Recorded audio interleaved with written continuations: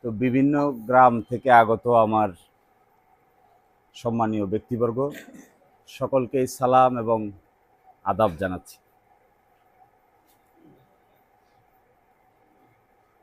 আসলে এই গ্রামের মানুষের সঙ্গে আসলে আমার খুব ভালো লাগে, এটা মন থেকে ভালো লাগে। তো দুনিয়ার কত কিছুই তো দেখলাম, কত কিছুই উপভোগ করলাম, কত জায়গায় গেলাম, কিন্তু গ্রামের মানুষের সঙ্গে সময়টাকে মনে হয় খুবই আনন্দদায়ক আর খুবই মজাদার। কারণ এখানকার মানুষ খুব আন্তরিক হয়, এখানকার মানুষ খুব সহজ সরল হয়। এখানকার মানুষে শহরে কেউ কেউ চিনে না, এক বিল্ডিংয়ে থাকে তাও চেনে না। ইউরোপ আমেরিকার কত জায়গায় গিয়েছি জীবনে, কিন্তু ওই যতক্ষণ দেখা হয় এটাই শেষ, এরপরে আর কেউ কারো খবরও রাখে না।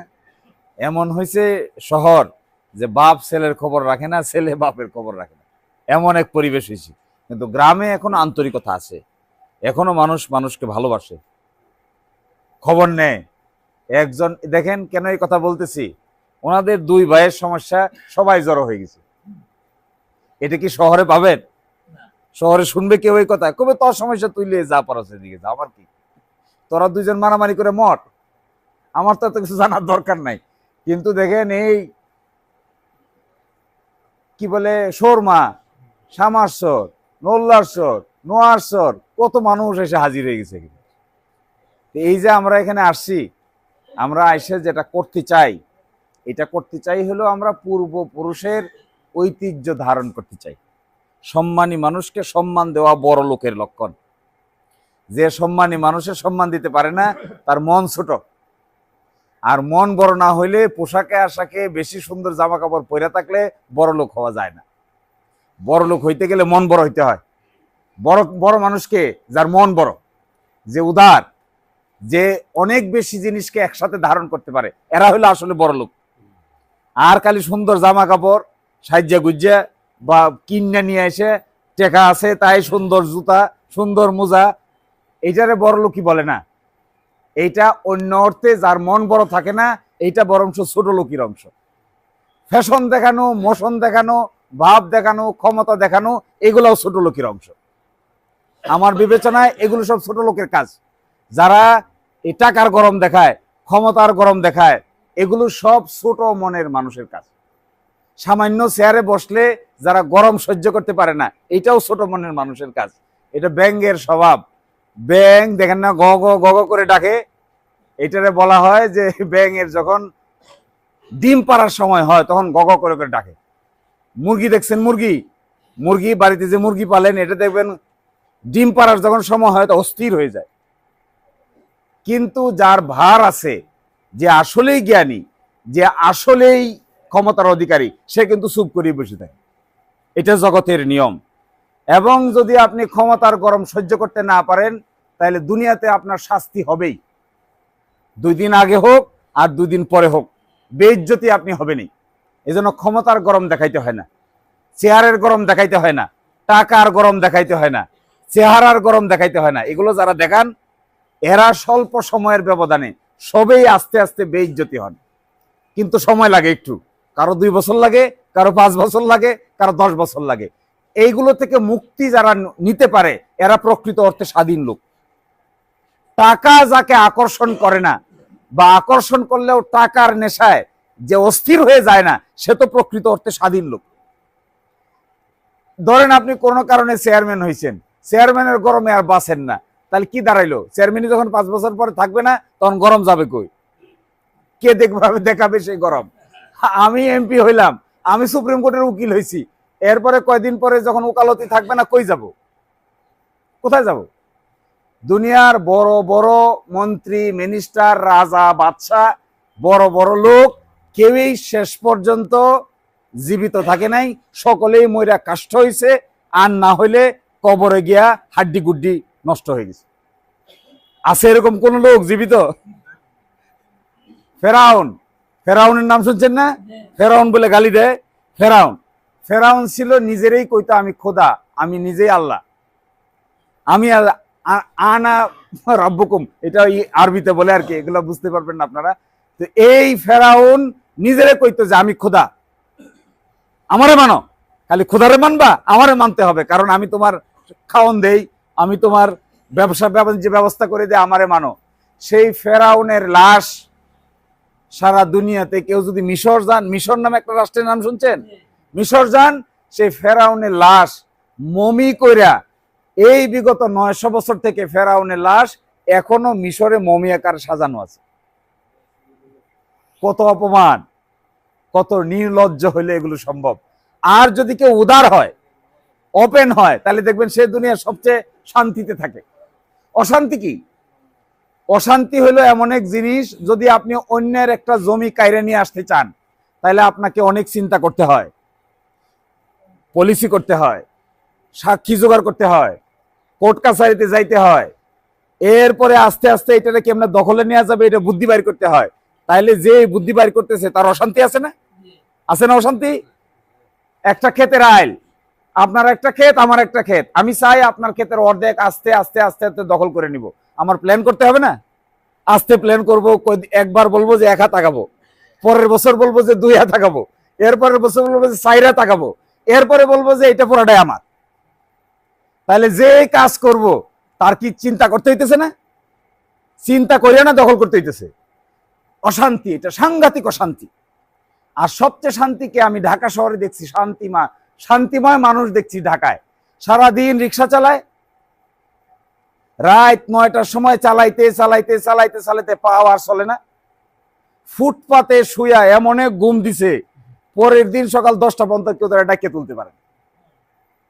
আর আমরার মতো এরকম ধনী লোক অট্টালিকায় ঘুমায়, এসি গাড়িতে চড়ি, বড় বড় বিল্ডিং এ থাকি, রাতের বেলা ঘুম আসে না এই চিন্তায় যে আগামীকালকে কার সম্পদ মাইরে নিয়ে আসবে। দেখেন, ঈশ্বর বলেন আর আল্লাহ বলেন, শান্তিটা কোন জায়গায় দেখেন। এমন খাইতে খাইতে এমন হয়েছে, খাইতে খাইতে এমন অবস্থা হয়েছে, ডাক্তার কইছে 2 বেড়ি রুটি খাওয়া যেত না, সকালে খালি হাঁটো আর হাঁটো, ডায়াবেটিস নিয়ন্ত্রণ করো। আর ওই যে পৌষ মাসে খেতে কাজ করে যে লোকটা, এর দেখবেন ডায়াবেটিস এর বাড়ির আশেপাশে দেও নাই। এই যে সকাল থেকে সন্ধ্যা পর্যন্ত হাল চাষ করে, জমি চাষ করে, ধান চাষ করে, কষ্ট করে, পরিশ্রম করে, ওরে দেখবেন ডায়াবেটিস, ওর কোনো সন্ধানই পায় না ডায়াবেটিস। আর আমি যে এই গাড়িতে চড়ি, বাড়িতে থাকি, মজা খাই, আরামে ঘুমাই, কয়দিন পরে ডায়াবেটিসের কারণে খালি সকালে হাঁটি আর হাঁটি আর হাঁটি। এগুলো হলো মানুষের সীমাবদ্ধতা। অনেক বড় লোক দেখবেন, শিক্ষিত লোক দেখবেন, যাদের কোনো সন্তান নাই, দেখছেন এরকম? আল্লাহ কোনো সন্তান দেয় না, সবই তো আছে, টাকা পয়সা, গাড়ি বাড়ি, নারী হারি, কোনো কিছুর অভাব নাই, কিন্তু সন্তান হয় না। এই যন্ত্রণা বড় সাংঘাতিক যন্ত্রণা। এটা খালি বেশি জমির মালিক হইলে সন্তান পাওয়া যাবে। আর গরিব লোক ঠেলা গাড়ি চালায়, বছরে বছরে একটা সন্তানের জন্ম দেয়। সাংঘাতিক খোদার রহস্য, এগুলো বুঝতে হবে। এগুলো না বুঝলে সমাজকে নতুন করে সাজানো যাবে না। যে ক্ষমতার চেয়ে বসে রয়েছে, এটা আসলে ওই ক্ষমতা নয়। যে একটু আমরা ভাব দেখাচ্ছি, ওই ভাব আসলে ওইরকম ভাব না। আমি যে এত বড় ঢাকায় বসে থেকে এত মাতব্বরি করতেছি, এই মাতব্বরি আসলে সাময়িক সময়ের জন্য মাতব্বরি। এটা খানখান হয়ে যাবে, কিছুদিনের মধ্যে ভেঙে খানখান হয়ে যাবে, কিন্তু মাথায় থাকে না। যখনই পেয়ে যাই গাড়ির স্টিয়ারিং, তখন মনে করি অ্যাক্সিডেন্ট করে মারে ফেললেও বুঝে আমার আর কোনো বিচার হবে না। এই এক সীমাহীন ক্ষমতা প্রয়োগ করার কারণে নানান জায়গায় নানান ধরনের সমস্যা দেখা দেয়। এই সীমাহীন ক্ষমতা যারা কন্ট্রোল করতে পারে, এরা বড় মাপের মানুষ, এদেরকে আমি বলি বড় লোক। ক্ষমতার লোভ যারা সামলাইতে পারে, এরা হইল প্রকৃত অর্থে বড় লোক। আর ক্ষমতার লোভ যারা সামলাইতে পারতে না পারে, এরা প্রকৃত অর্থে ছোট লোক, টাকা পয়সা যতই থাকুক না। এটা মাথায় রাখতে হবে। কিন্তু ক্ষমতা এমন এক জিনিস, আপনি উল্টাপাল্টা ব্যবহার করবেন, উল্টাপাল্টা আপনার বিরুদ্ধেও একদিন ব্যবহৃত হবে। খালি একটু অপেক্ষা করতে হবে, আর কিচ্ছু না। এই ক্ষমতা যদি উল্টাপাল্টা ব্যবহার করেন, কি উল্টাপাল্টা? আমি চাকরিজীবী, আমার টাকা আছে, আমার ঘরে 5টা সন্তান আছে, কাজ করে, তোমার ঘরে একটা সন্তানও নাই, যা ইচ্ছে তাই করবেন। কতক্ষণ করবেন? কতক্ষণ করা যাবে এটা? গণেশ পাল্টাইলে কি হবে? গণেশ পাল্টাইলে কি হয়? এইটা কি আমরা অনুভব করি না? গণেশ পাল্টাইলে কি হয়? আমি যারা এখন ক্ষমতার এক্সারসাইজ করতে চাই, আপনাদের উপর অন্যায় অত্যাচার করি, এইটার সমাধান, এইটার ঘুইরা তার চেয়ে বেশি আকারে আমার উপরে আসবে কয়দিন পরে। কাল একটু অপেক্ষা করতে হবে, আর কিচ্ছু না। এইটা বুঝতে না পারাটা হলো সবচাইতে বড় বোকামি। এটা যারা বুঝতে পারে না তারা মনে করে সাময়িক 2 বছরেই মনে হয় জীবন। জীবন তো অনেক বড়, সময় তো অনেক বড়, অতীত ইতিহাস আছে, অতীত পুরুষরা আছে, তারাও মরে গেছে, আমরাও মরে যাব, এরপরেও আসবে, তারপরেও সময় থাকবে। সময় তো চলে যাবে না, সময় তো থাকবেই। সময়ের সাক্ষী রেখেই চলতে হয়। আমি কেন এই কথাগুলো বলছি, আমি এই ঘটনা খুঁজা খাইজে যেটা বুঝলাম, আসল ঘটনা আসলে তেমন কিছু না। এটা শুধুমাত্রই এই ইগো। ইগো বুঝেন? ইগো মানে আমি বলতেছি আমি বড়, আর তুমি বলতেছো তুমি বড়। আসলে কে বড়? আসলে কিন্তু ঈশ্বর বড়। আসল বড় কে? আসল বড় আল্লাহ। আমি তো দেখে একটু অবাকই হলাম। আমাকে গত রাত্রে যে বর্ণনা আমি শুনেছিলাম, তার আগের রাত্রে যেটা বর্ণনা শুনেছিলাম, আমি ভাবছি মনে হয় বিরাট ব্যাপার স্যাপার, অনেক কিছু জিনিসপত্র নিয়ে মনে হয় গোলমাল লেগে গেছে, সুতরাং আমাকে এখানে যাওয়া উচিত। এখন এসে নাস্তা খাওয়ার আগে সরজমিনে হাইটে দেখলাম এটা আসলে তেমন কিছুই না। এটা এমন একটা সামান্য জিনিস, শুধুমাত্র ঠেলাঠেলির মধ্যে আটকে আছে। ঠেলাঠেলি, এই ঠেলাঠেলি বন্ধ হয়ে গেলে এটা সমাধান। আপনারা যদি, আমি একটা সতর্কবাণী বলে যাই, আপনারা যদি এই ঠেলাঠেলি বন্ধ না করেন, কে কোন গ্রুপে আছেন, কে কোন দলে আছেন, এটাগুলো দেখা আমার বিষয় না। কে কত শক্তিশালী, কে কত দুর্বল, এটাও দেখারও আমার বিষয় না। কে কত পয়সাওয়ালা আর কে কত দরিদ্র, এটাও দেখার আমার বিষয় না। কিন্তু যদি ঠেলাঠেলি বন্ধ না করেন, তাহলে উপযুক্ত ব্যবস্থা নেওয়ার জন্য আপনার মাথায় খড়গহস্ত থাকতে হবে। যদি আপনি সামাজিক সমস্যা সামাজিকভাবে সমাধান করতে না পারেন, সমাজে অস্থিরতা তৈরি করেন, সমাজকে ভেঙে দিতে চান, মানুষের মর্যাদাকে আঘাত করেন, মানুষের মর্যাদাকে আপনি ঠুনকো মনে করেন, আপনি যদি পূর্বপুরুষদের ইতিহাস ঐতিহ্যকে ফালতু মনে করেন, তাহলে আপনাকেও একটা জবাবদিহিতার মুখোমুখি পড়া উচিত, তিনি যেই হন না কেন। আর তা যদি না হয়, তাহলে তো সমাজে বিচার ব্যবস্থা থাকবে না। সব কি কোর্ট নির্ধারণ করতে পারবে নাকি? সব কি কোর্টের কাজ? কোর্ট কি করবে? আমার ভাই আর বোনের মধ্যে দরবার, কোর্ট কি করবে? জজ সাহেব কি করবে? এখানে কি করবে ম্যাজিস্ট্রেট সাহেব? কয়টা আদেশ দিবে? একটা আদেশ দিবে, এটার আপিল হবে, এর বিরুদ্ধে আবার হাইকোর্টে হবে, হাইকোর্টের পরে সুপ্রিম কোর্ট হবে, সুপ্রিম কোর্ট পরে রিভিউ হবে, আবার ঘুরে চাকুয়া গ্রামে আসবে, ফাইনালি কি হবে?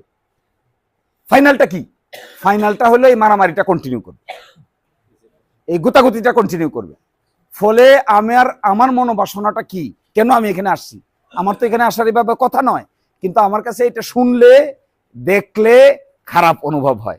আমার কাছে মনে হয় অন্তত আমাদের বাড়ি সামারসর, উজানগাঁও, দৌলতপুর, আটগাঁওয়ের এই অঞ্চল, চরনাচর ইউনিয়নের এই অঞ্চল, সাল্লা, দিরাই, এখানে যতটুকু পারা যায় মানুষের সামাজিক সমস্যার সমাধান করতে যদি পারা যায়, এটাই হবে আমাদের সফলতা।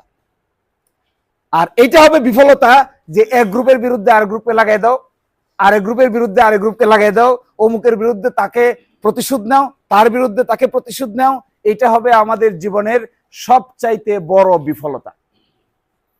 সামাজিক স্থিতিশীলতাই যদি রক্ষা করা না গেল, তাহলে আমরা মাতব্বরি করে কি করব? আমরা হাইকোর্ট সুপ্রিম কোর্ট দেখায় কি করব? কে দিবে? গ্রামের মানুষ, আত্মীয় স্বজন, পাড়া প্রতিবেশী, ভাই ব্রাদার, এলাকাবাসী যদি সম্মান না দেয়, হাইকোর্ট সুপ্রিম কোর্টের সম্মান দিয়ে আমি কি পানি খাবো দুয়া? কি করবো আমি এটা দিয়া? এটা তো ওই পর্যন্ত শেষ। ওটা তো সুপ্রিম কোর্টে গেলে মামলা করলে, মামলা প্রসিড করলে মানুষ ফি দেয়, টাকা দেয়, মামলা শেষ, কাজ শেষ। কিন্তু ওই সম্মান, ওই ইজ্জতের কেন্দ্রবিন্দু তো হলো এটা। এই ইজ্জতের কেন্দ্রবিন্দু হলো এলাকা, সমাজ, নিজের লোক, নিজেরা। ফলে আমি আপনাদেরকে যে কথাটা, এই ভূমিকাটা কেন দিলাম? এই ভূমিকাটা দিলাম এই জন্য যে আমরা চাই সামাজিক অস্থিরতা দূর হোক, কেউই নির্যাতনের শিকার না হোক।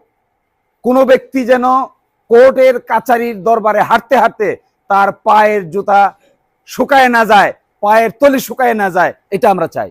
আমরা এটাও চাই কোনো ব্যক্তি অন্যায়ভাবে জেল জুলুমের শিকার না হোক, এটাও আমরা চাই না। আমরা চাই সমাজের মধ্যে এমনভাবে আমরা বসবাস করি যেন আমাদের ভবিষ্যৎ প্রজন্ম লেখা পড়ায়, শিক্ষা দীক্ষায় দেশ দেশের বাইরে গিয়া অনেক বড় জায়গায় ছড়িয়ে যেতে পারে, এটা আমরা চাই। আমরা চাই আমাদের রাস্তা ঘাট এমন করে গঠন হোক যেখানে গঠিত হলে পরে আমাদের জীবনটা সহজ হয়। আমরা চাই আমাদের শিক্ষা, চিকিৎসা, হাসপাতাল এমন করে গড়ে উঠুক যেখানে গ্রামের মানুষ তার বাড়ির কাছেই হাসপাতালের ব্যবস্থা পায়, ট্রিটমেন্টের ব্যবস্থা পায়।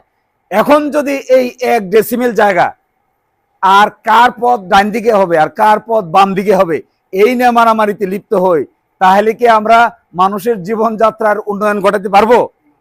তাহলে তো এই কাজ করতে করতে জীবন শেষ হয়ে যাবে।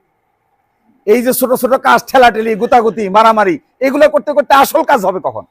মানুষের উন্নয়নটা কখন হবে? মানুষের জীবনটা কিভাবে চেঞ্জ হবে? হাসপাতাল কিভাবে আসবে? স্কুল কিভাবে আসবে? কলেজ কিভাবে আসবে? এটা হওয়া উচিত মূল চিন্তা ভাবনা। এইটা রেখে আমরা এখন চলে গেছি কারে শিক্ষা দিতে হবে আর কারে কুশিক্ষা দিতে হবে। হবে না তো, ঘুরে ফিরে এটা খুবই খারাপ উদাহরণ তৈরি হবে। ফলে আমি তো বাস্তবে দেখেছি, আপনাদেরকে যে কথা বলছি এটা মনে